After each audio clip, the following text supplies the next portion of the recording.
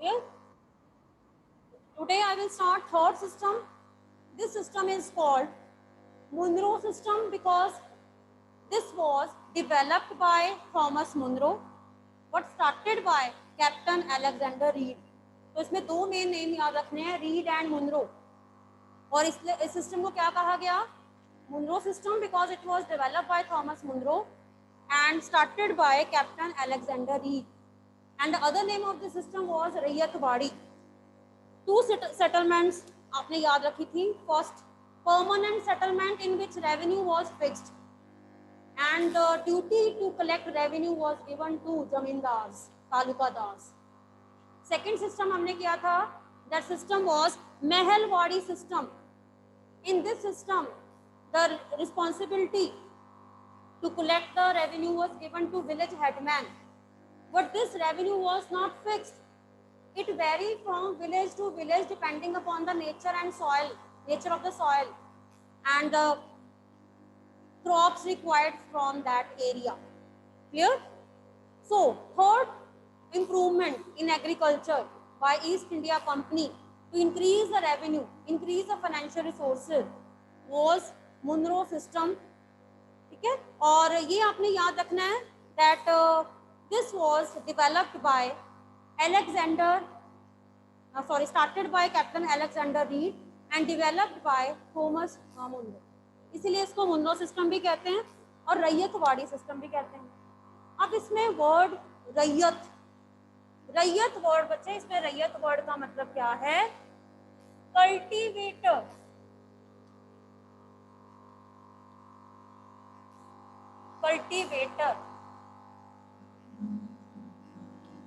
रैयत या कल्टीवेटर यानी कि एक ऐसा पर्सन जो अपनी लैंड पे खुद कल्टीवेशन करता है.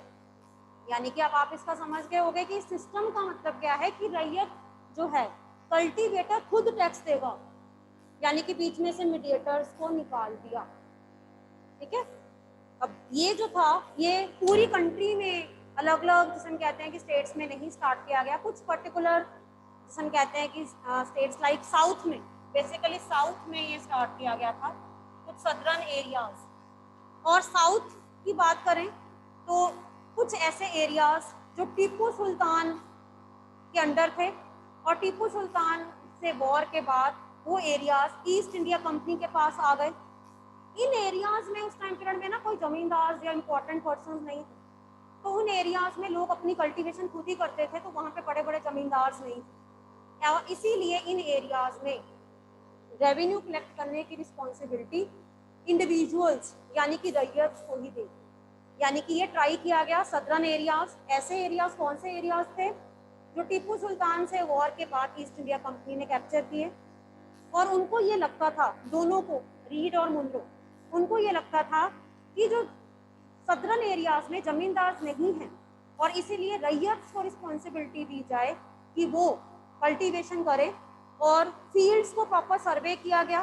जो फार्मर्स जो उनके पास लैंड थी उनको उनको सर्वे किया गया और हर फार्मर की लैंड के अकॉर्डिंग उसका टैक्स जो है वो बना दिया गया. सपोज अगर किसी विलेज में 100 रैयत काम करते हैं या 200 रैयत काम करते हैं या 300 रैयत काम करते हैं, उनके पास जितनी लैंड उनके पास है, जितने उनके पास फील्ड हैं, ठीक है, उनको प्रॉपर मेजर किया गया और लैंड के अकॉर्डिंग जो है वो टैक्स पे करते थे. यानी कि मीडियोकर्स को निकाल दिया. इस रैयत वाले सिस्टम में रैयत जो थे, कल्टीवेटर जो थे, जो कल्टीवेशन करते थे, वो खुद टैक्स पे करते थे. इसीलिए इसको क्या कहा गया? मुनरो सिस्टम और रैयतवाड़ी सिस्टम. तो 3 सिस्टम सेटलमेंट्स हमने मतलब इसमें पढ़ी हैं, permanent settlement, Mahalwari settlement and Munro system. Munro और रैयतवाड़ी. परमानेंट नाम से ही पता लगता है कि revenue was fixed and responsibility was given to talukdar and kings. Mahalwari, mahal word जो है, महल का मतलब होता है विलेज या ग्रुप ऑफ विलेज. इसमें विलेज हेडमैन को मेन हेड बना दिया गया कि वो अपने अंडर आने वाले विलेज से सारा टैक्स कलेक्ट करके जो है वो कंपनी को पे करेगा. एंड ये जो टैक्स था वो विलेज टू विलेज वेरी करता था, चेंज भी हो सकता, पीरियोडिकली 6 मंथ्स के बाद इसको चेंज भी किया जा सकता था. एंड मुनरो सिस्टम के अंडर, रैयतवाड़ी सिस्टम के अंडर जो रैयत से कल्टीवेटर्स की उनके पास जितनी भी लैंड थी, उस लैंड को प्रॉपर सबसे पहले उसको सर्वे किया, मेजर किया और उसके अकॉर्डिंग जितना रेंट उनका बनता था वो रेंट जो है उनको देने को बोला। और ये भी रैयतवाड़ी जो सिस्टम था, ठीक है, ये भी रेंट जो था वो चेंज हो सकता था depending upon the nature of the land. तो अल्टीमेटली ये सारी इंप्रूवमेंट्स इसलिए की गई ताकि इंडिया में हमारे मतलब जो मेन कहते हैं कि एग्रीकल्चर जो है उसको इम्प्रूव किया जाए। लेकिन इसके पीछे सेल्फिश पॉलिसी क्या थी ब्रिटिशर्स की? They wanted to increase their own financial revenue resources, ठीक है। तो यहाँ तक जब हम कहते हैं तो अभी तक हमें सिर्फ ये पता लगा कि उन्होंने इम्प्रूव किया, लेकिन ये उनकी एक कहते हैं कि पॉजिटिव साइड थी। आगे नेगेटिव साइड हम अब पढ़ेंगे कि east India company negative side किस तरह से हमारी कंट्री में अपने सेल्फिश मोटिव्स जो हैं उनको फुलफिल किया, ठीक है। तो इसके लिए सबसे पहले आपको बच्चे हिस्ट्री जो है वो समझनी होगी कि हमारी कंट्री में ईस्ट इंडिया कंपनी का ट्रेडिंग मोटिव जो था वो बेसिकली कौन सी क्रॉप्स जो हैं, crops which were needed in Europe.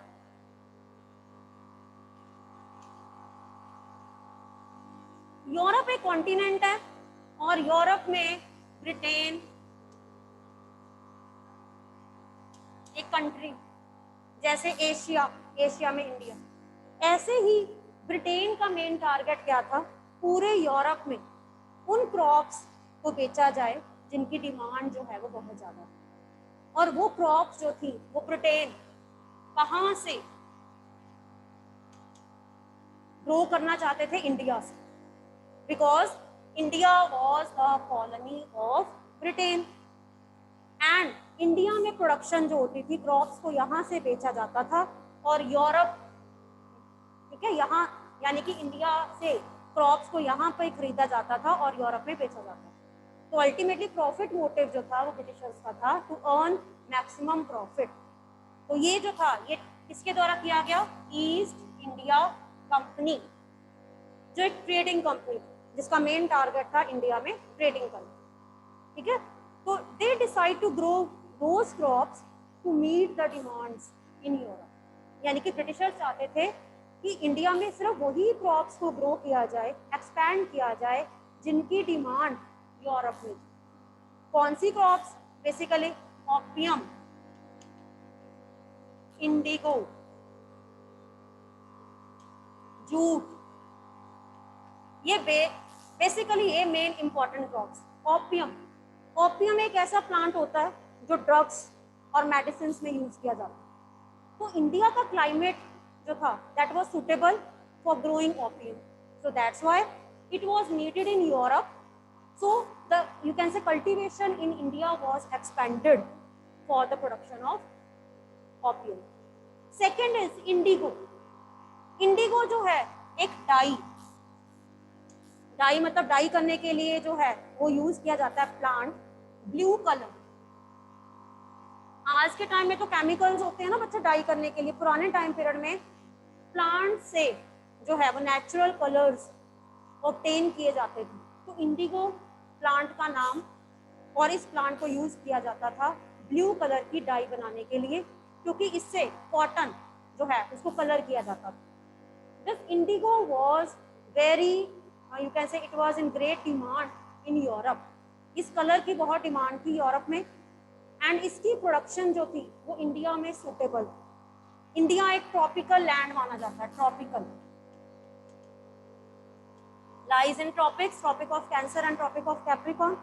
तो इंडिगो की जो कल्टीवेशन है वो इंडिया में बहुत बेस्ट होती है, ठीक है। इसीलिए ब्रिटिशर्स का मेन मोटिव था इंडिगो की कल्टीवेशन को एक्सपैंड किया जाए। इसी तरह से जूट की कल्टीवेशन को एक्सपैंड किया गया क्योंकि इसकी भी यूरोप में बहुत डिमांड है। तो सबसे पहले आप मोटिव समझो, ईस्ट इंडिया कंपनी का ट्रेडिंग मोटिव क्या था? They wanted to grow these crops, opium, indigo and jute, because these were in great demand in Europe, because many people you can say in India, many farmers, their main occupation was agriculture at that time, yeah? फिर इसके अलावा सिर्फ यही नहीं, बहुत से India में मैंने आपको बताया था कि सर्वेज, ब्रिटिशर्स ने यहाँ पे सर्वेज लॉन्च किए थे ना, तो अलग अलग एरियाज में, अलग अलग स्टेट्स में सर्वे करवाए गए कि कौन कौन से एरिया में बेस्ट क्रॉप्स जो हैं वो ग्रो हो सकती है। तो सबसे पहले बंगाल एक ऐसा एरिया था जो जूट के लिए बहुत फेमस था। तो अब आप ना साथ साथ क्रॉप का नाम और स्टेट का नाम लिखते जाओ, ताकि आपको पता हो कि ईस्ट इंडिया कंपनी ने इंडिया में कौन कौन सी स्टेट्स में कौन कौन सी क्रॉप्स को प्रमोट किया। जूट इन बंगाल, बंगाल स्टेट में सबसे ज्यादा जूट को एक्सपैंड किया गया, जूट की कल्टीवेशन को एक्सपैंड किया। टी इन असम, आप सबको पता है कि Assam is very famous for plantation. Plantation क्या होता है बच्चे, आपको पता है? Plantation is a area where one type of crop is grown. Plantation is a area where one type of crop is grown on large scale. ठीक है, so basically अगर देखा जाए फॉरेस्ट और प्लांटेशन में फर्क क्या होता है?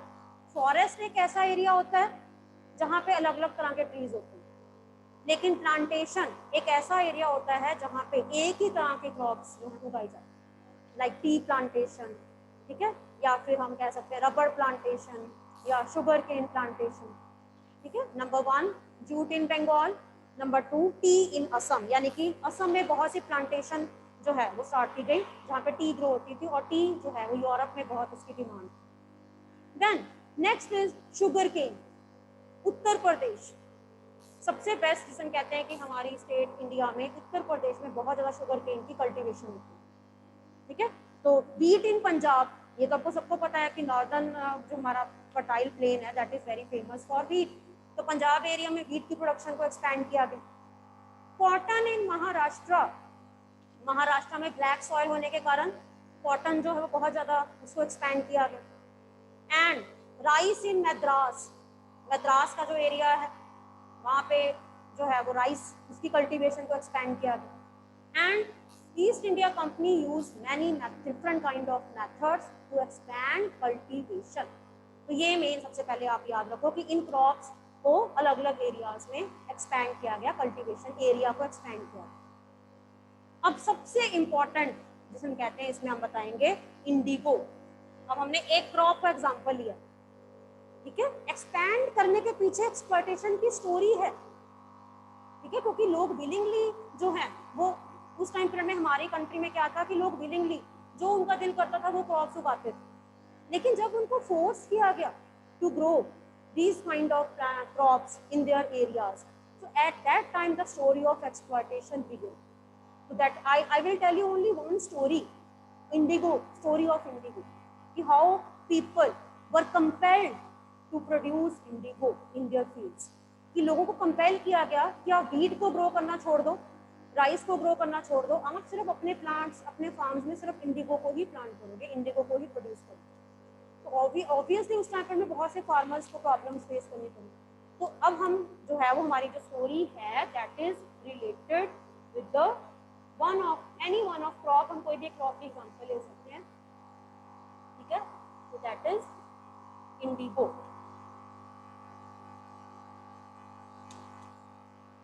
ठीक है, अब इंडिगो एक ऐसा प्लांट था जिसका कलर जो है वो ऑब्टेन किया जाता था, और आपकी बुक में बच्चे 2 प्रिंट्स हैं, एक है कालमकारी,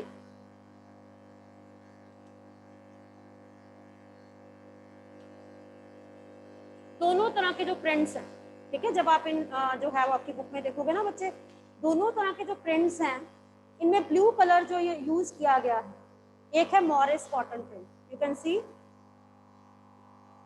कालमकारी प्रिंट, दोनों में एक कलर जो है वो हाईलाइट है दैट इज ब्लू कलर।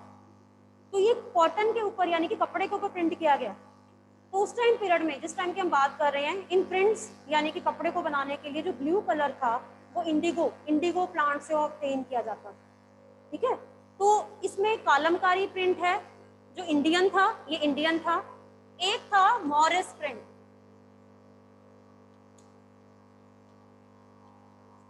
ये फॉरेनर है, यानी कि ये कालमकारी इंडिया का ट्रेडिशन है, ये मॉरिस मतलब एक ब्रिटिशर हैं, उन्होंने इसको जो है वो किया था स्टार्ट, तो इसलिए इसको मॉरिस प्रिंट कहा जाता है। अगर आप इसमें देखोगे ना, एक है कालमकारी प्रिंट, एक है मॉरिस कॉटन प्रिंट, तो अलग अलग तरह के प्रिंट्स के ऊपर दोनों में ही मेन हमने क्यों बताना, हमने बताना कि इंडिगो कलर यानी कि ब्लू कलर इसमें हाईलाइटेड। ठीक है, तो उस टाइम पीरियड में इन ऐसे कपड़ों की डिमांड इंडिया में भी थी और फॉरेन कंट्रीज में भी। ठीक है, तो विलियम मॉरिस प्रिंट का नाम आपको पता होना चाहिए कि नाम इनका किनके ऊपर पड़ा, विलियम मॉरिस। ठीक है, तो उस टाइम पीरियड में वीवर्स जो थे, वीवर्स कौन होते हैं जो कपड़ा बुनते हैं, वो उनको कपड़ा बुनने के लिए इंडिगो कलर जो था, वो डाई जो था वो चाहिए। कालमकारी जो प्रिंट है ना, स्टेट याद रखना, आंध्र प्रदेश। ये आंध्र प्रदेश जो है वहाँ का फेमस कालमकारी साड़ियाँ, कालमकारी प्रिंट्स बहुत फेमस है वहाँ, ठीक है। कॉटन प्रिंट है मेन बेसिकली। तो eight that time India was the biggest supplier of indigo in the world. तो फॉरेन में भी और हमारे इंडिया में भी इंडिगो की बहुत डिमांड। लेकिन सभी फार्मर्स इंडिगो प्लांट करने के लिए या कल्टीवेट करने के लिए इंटरेस्टेड नहीं थे। रीजन क्या था कि हमारी कंट्री में उस टाइम पीरियड में most of the farmers they were very poor, they needed wheat, rice, pulses. वो बिजनेस करने के लिए एग्रीकल्चर नहीं करते थे, वो सिर्फ अपनी सबसिस्टेंस। आपको पता है सबसिस्टेंस फार्मिंग क्या होती है? दो तरह की फार्मिंग होती है ना, subsistence and commercial farming. Subsistence farming का मतलब क्या होता है? जिसमें फैमिली सिर्फ अपने लिए और अपनी फैमिली के लिए ही एग्रीकल्चर करती है। कमर्शियल फार्मिंग होती है जब कमर्शियल लेवल के ऊपर फार्मिंग की जाती है। तो हमारी कंट्री में जो फार्मर्स थे उनका मेन मोटिव क्या था? सबसिस्टेंस। तो वो कमर्शियल यानी कि प्रॉफिट यानी कि लार्ज स्केल में इंडिगो प्लांट करने में इंटरेस्टेड नहीं। But Britishers they needed land, उनको लैंड चाहिए थी जिसमें वो इंडिगो को प्लांट कर सकें, वो भी ऐसी लैंड में जो बेस्ट लैंड। इंडिगो जो है एक ऐसा प्लांट है जिसको बेस्ट लैंड चाहिए। बेस्ट लैंड मतलब बेस्ट सॉइल, फर्टाइल सॉइल।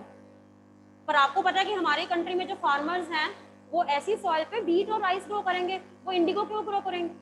क्योंकि उनको खाने के लिए क्रॉप चाहिए ना, उनको तो अपनी सब्सिस्टेंस के लिए चाहिए व्हीट एंड राइस, तो वो इसलिए ग्रो करे क्योंकि उनको फैमिली को, उनके सर्वाइवल के लिए उनको क्रॉप चाहिए, ठीक है। और इसीलिए उस टाइम पीरियड में मेनली हमारी कंट्री में बहुत से फार्मर्स इंडिगो प्लांट नहीं करना चाहते थे, इंडिगो को कल्टीवेट नहीं करना चाहते। Now the question is how East India company compelled, इनको कैसे कंपेल किया गया, कैसे इनको मनाया गया, कैसे इनको परसुएड किया? परसुएड वर्ड क्या है? परसुएडेड। कैसे इनको मनाया? एंड अगर वो नहीं मानते थे तो कैसे इनको टॉर्चर किया एंड कैसे उनको एक्सप्लॉइट किया?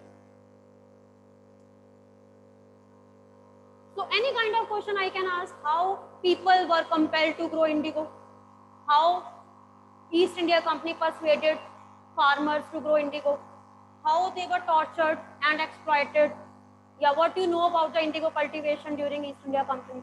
तो ये जो स्टोरी है that is related to indigo cultivation।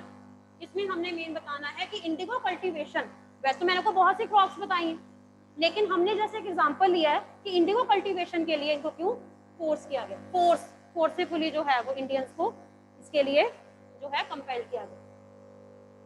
अब इंडिगो मैंने आपको वैसे ही पहले बताया कि इंडिया जो है वो ट्रॉपिकल एरिया है, इसलिए इंडिया में इंडिगो बहुत ज्यादा ग्रो होता है। लेकिन सेम ऐसा ही एक प्लांट जो था वो ब्रिटेन यानी कि यूरोप में भी एक ऐसा प्लांट था, वोड प्लांट कहते थे। स्पेलिंग याद रखो, वोड, WOAD, वोड।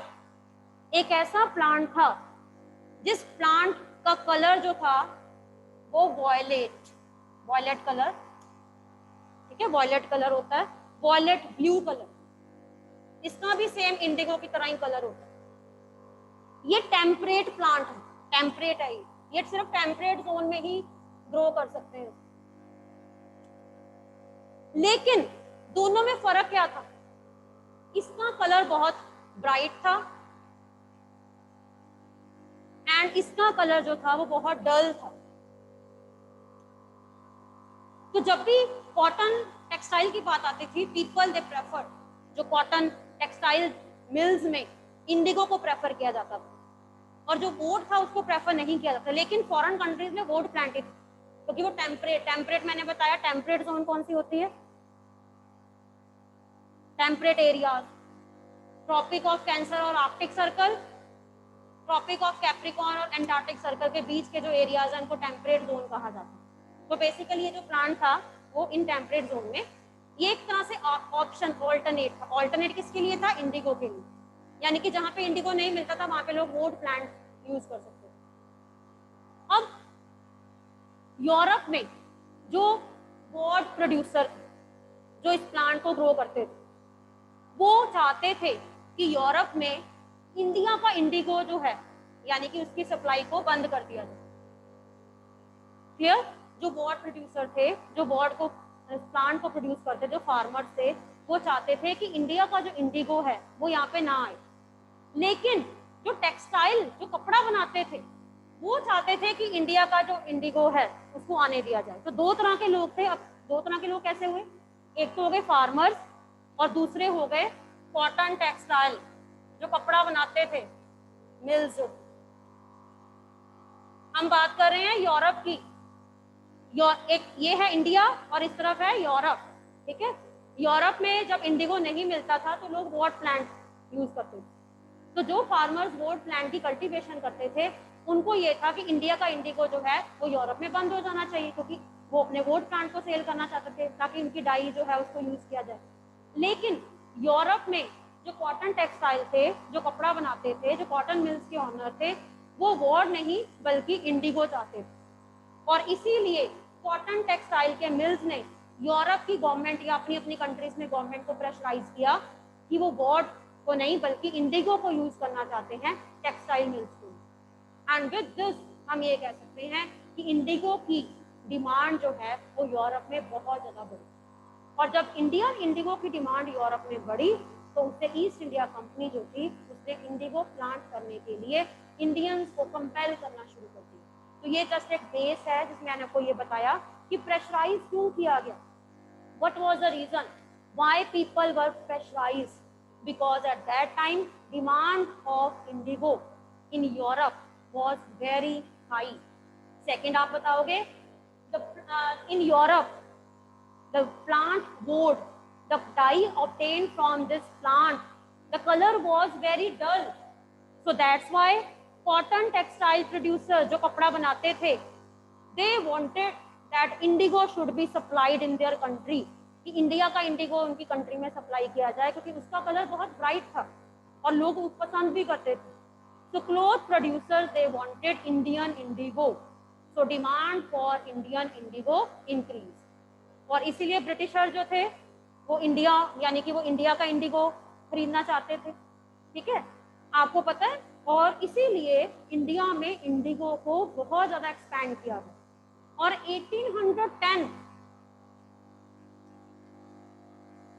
1810 में पूरे यूरोप का 95% इंडिगो इंडिया से जाता था।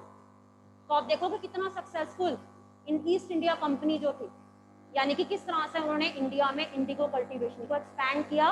1810 तक 95% इंडिया से इंडिगो जो है वो एक्सपोर्ट किया जाता था यूरोप के लिए, ताकि यूरोप में जो टेक्सटाइल, कॉटन टेक्सटाइल जो है कपड़ा बनता है उसमें ब्लू कलर को यूज किया जाए with the help of Indian Indigo. और इस प्लांट से इतना बिजनेस हुआ, बहुत से लोगों ने बाकी क्रॉप्स को छोड़कर इंडिगो को ग्रो करना और इसमें बिजनेस जो है वो एक्सपैंड करना शुरू कर दिया। Many people they became indigo planters, लोग इंडिगो प्लांटर्स बनना शुरू हो गए क्योंकि इसमें बेनिफिट बहुत ज़्यादा था। लोगों को जब लगता है ना कि प्रॉफिट मार्जिन बहुत ज़्यादा है तो वो क्या करते हैं, प्रोफेशन छोड़कर दूसरा प्रोफेशन अपना लेते हैं। And many people they turned Indigo planters. और इस तरह से हम ये कह सकते हैं कि हमारी कंट्री में इंडिगो प्लांटर्स जो थे उनका आना शुरू हो गया।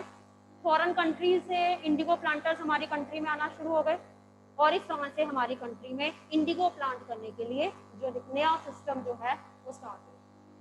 और रीजन क्या था, why people were not interested to grow indigo in their fields, क्योंकि अगर 1-2 साल तक उनकी लैंड में अगर इंडिगो वो ग्रो करते थे ना बेस्ट लैंड पे, तो आगे आने वाले टाइम पीरियड के लिए उनकी लैंड बैरन हो जाती, क्योंकि इंडिगो प्लांट जो था वो सॉइल से सारी जिसे हम कहते हैं न्यूट्रिशन वैल्यू या जो सॉइल की फर्टिलिटी होती है उसको जो है वो खत्म कर देता।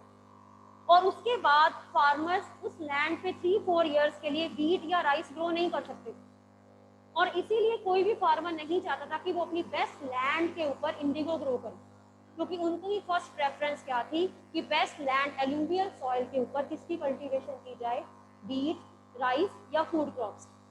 इंडिगो तो एक कमर्शियल क्रॉप थे, लेकिन इंडिया में बहुत से फार्मर्स को इस चीज़ के लिए कंपेल किया गया कि वो फूड क्रॉप्स को छोड़कर इंडिगो जो है वो प्लांटेशन करें, क्योंकि इसमें प्रॉफिट मार्जिन बहुत ज़्यादा था और यूरोप में इसकी डिमांड, कॉटन टेक्सटाइल ऑनर्स जो थे दे वर eager to buy Indian indigo at any price.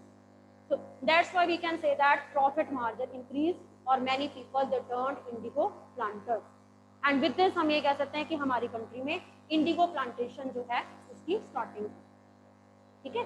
अब इंडिगो प्लांटेशन जो थी that was not easy, then how East India company convince, कैसे इनको कन्विंस किया, कैसे इंडियंस को कन्विंस किया गया। इसके लिए ईस्ट इंडिया कंपनी ने अलग अलग मेथड्स, जैसे मैंने आपको रेवेन्यू के मेथड बताए थे ना, जैसे परमानेंट, महलवाड़ी, रैयतवाड़ी, ऐसे ही इंडिगो कल्टीवेशन के लिए भी, ठीक है, ईस्ट इंडिया कंपनी ने 2 तरह के मेथड्स अडॉप्ट किए इंडिगो प्लांटेशन के लिए, निज एंड रैयत। ये लोकल नेम है ना निज, तो एक विलेज लोकल नेम है निज कल्टीवेशन, इसको बोलते हैं निज कल्टीवेशन या रैयत कल्टीवेशन। ये दोनों ही इंडिगो ग्रो करने के लिए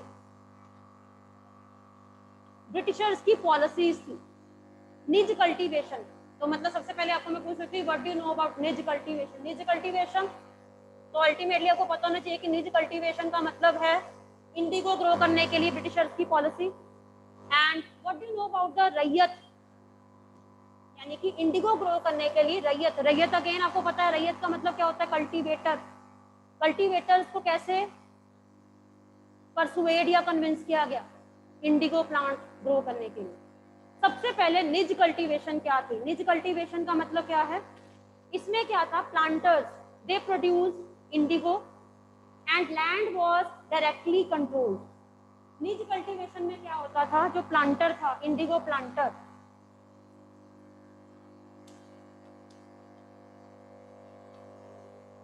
इंडिगो प्लांटर कोई भी हो सकता था, वो लैंड खरीदते थे और उनका डायरेक्ट कंट्रोल होता था उसमें।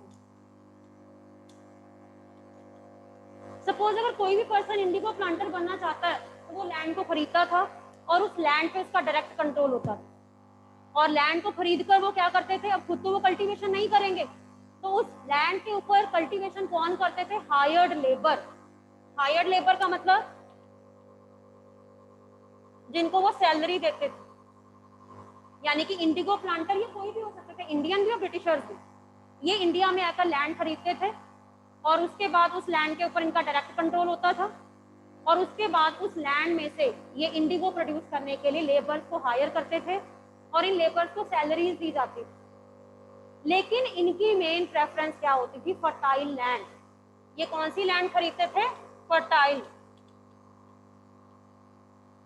और हमारी इंडिया में उस टाइम में बहुत से ऐसे फार्मर्स थे जिनको कंपेल किया गया, क्योंकि उस टाइम ब्रिटिशर्स थे, तो ब्रिटिशर्स जो थे वो फार्मर्स को कंपेल करते थे कि अपनी फर्टाइल लैंड जो है वो इंडिगो प्लांटर्स को बेचें, क्योंकि उनको इंडिगो जो है वो कल्टीवेशन की जरूरत। एंड दूसरा क्या था, large plantation area was required, क्योंकि एक ही लैंड पे एक ही तरह की क्रॉप्स को ग्रो करना था। तो और क्या उनकी प्रॉब्लम क्या थी निज कल्टीवेशन में, they needed large plantation area.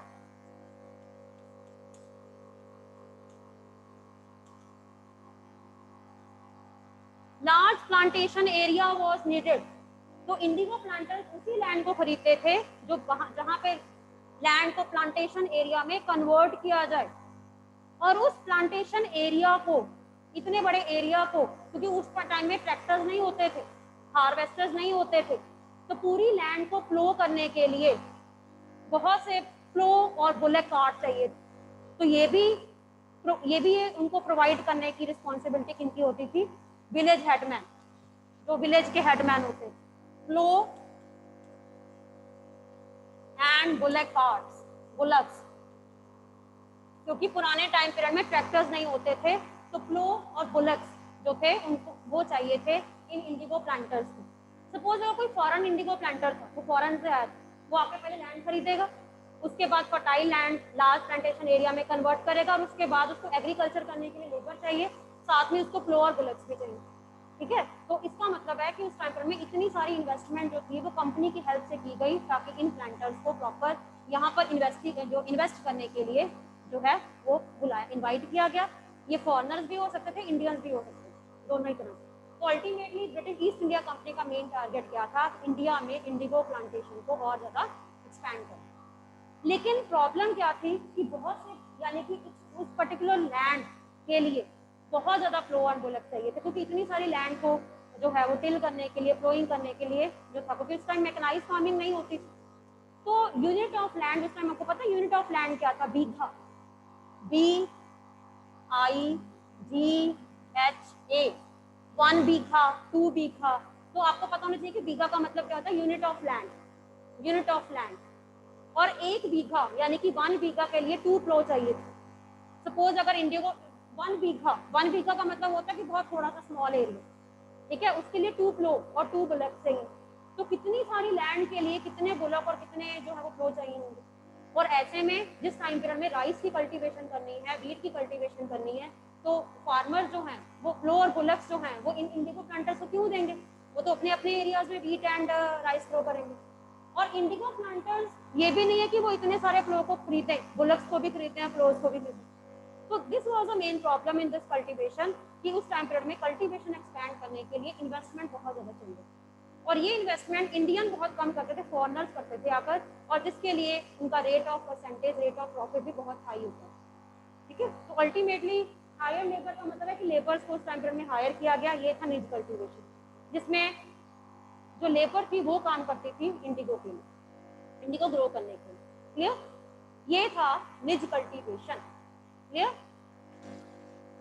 So it's 11:25.